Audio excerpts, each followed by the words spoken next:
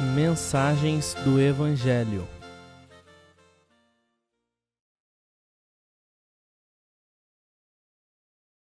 A qual igreja devo ir? Depois que alguém descobre que esteve participando de uma comunhão cristã, cuja ordem é em grande parte inventada pelo homem, e se separa dela, sua pergunta pode muito bem ser: onde ir?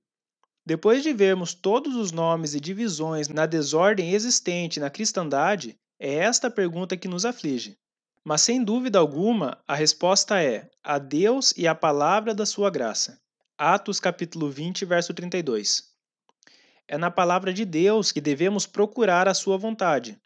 Se concordarmos que a palavra de Deus deve ser o guia do cristão, então devemos buscar a sua palavra a fim de encontrar a ordem bíblica. Em vista disso, perguntamos: em que denominação a palavra de Deus diz que devo ingressar? A resposta é óbvia: em nenhuma, pois a palavra de Deus não nos fala de ingressarmos em denominações. Portanto, fica bem claro que não posso pertencer a uma denominação, seja ela qual for, pois ao fazê-lo eu estaria me colocando em uma posição na qual a palavra de Deus não me colocou. O padrão da Igreja Apostólica.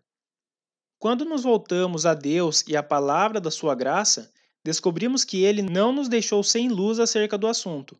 Aos retos nasce luz nas trevas. Salmos capítulo 112, verso 4, Salmos capítulo 119, verso 105 e capítulo 130. Se estivermos verdadeiramente retos neste sentido, ele irá nos mostrar. A sua palavra nos diz: e o amor é este, que andemos segundo os seus mandamentos. Este é o mandamento, como já desde o princípio ouvistes, que andeis nele. 2 João capítulo 6. Este é um grande princípio que irá nos guiar neste assunto.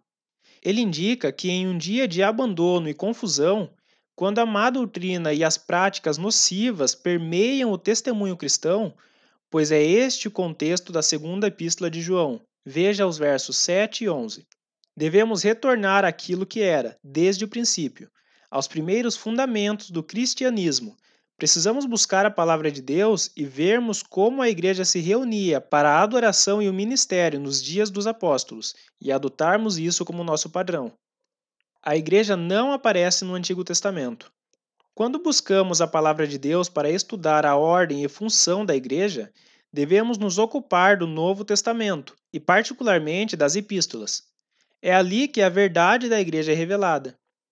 Uma das principais chaves para se entender o que é a igreja está em perceber que ela não faz parte da revelação do Antigo Testamento. Cristo e sua igreja formam o grande mistério de Deus. Efésios capítulo 5, verso 32. O sentido bíblico de um mistério não é de algo misterioso e difícil de entender, mas sim de um segredo que Deus manteve escondido desde antes que o mundo fosse formado. Romanos capítulo 16, verso 25. Agora que o segredo foi revelado, não é algo difícil de se entender. O grande segredo do propósito eterno de Deus era que, quando Israel viesse a rejeitar o Messias e, consequentemente, fosse deixado de lado por algum tempo nas disposições governamentais de Deus, o Espírito Santo reuniria, por meio do Evangelho, crentes judeus e gentios de todas as nações, para formar uma nova companhia celestial de santos. Estes estariam unidos a Cristo como seu corpo e noiva. Isto ficou escondido no coração de Deus e não foi revelado no Antigo Testamento. Efésios capítulo 3, verso 9. Aqueles que viveram em outras épocas desconheciam isso por completo, pois era algo que só começaria no dia de Pentecostes.